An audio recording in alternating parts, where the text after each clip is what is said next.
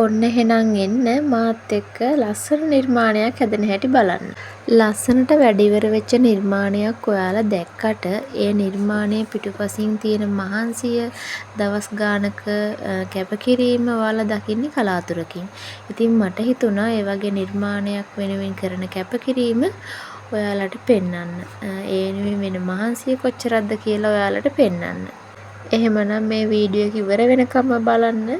අන්තිමට ලස්සනම ලස්සන නිර්මාණයක් ඔයාලට බලා ගන්න පුළුවන්. මම මෙතනදී නිර්මාණය කරන්නේ ෆෝන් ස්ටෑන්ඩ් එකක්. ඉතින් ඔයාලට පේනවා මම මුලින්ම බේස් එක හදාගෙන තියෙනවා. දැන් මේ වේව් එක දාන ගමන් ඉන්නේ.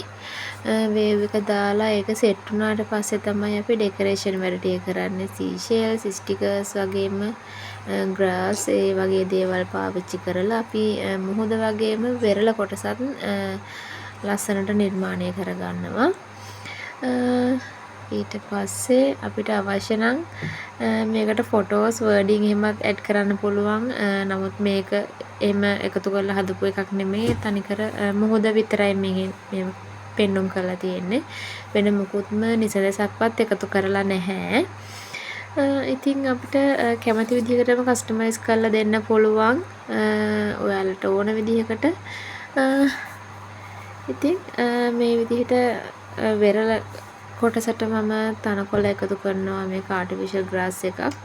ඒ වගේම සිප්පි කටු, කොරල් පල කෑලි වගේ දේවල් එකතු කරලා මේ ඔයාලා දකින්නේ අන්තිම ලේයර් එක දාලා අන්මෝල් කරන අවස්ථාව.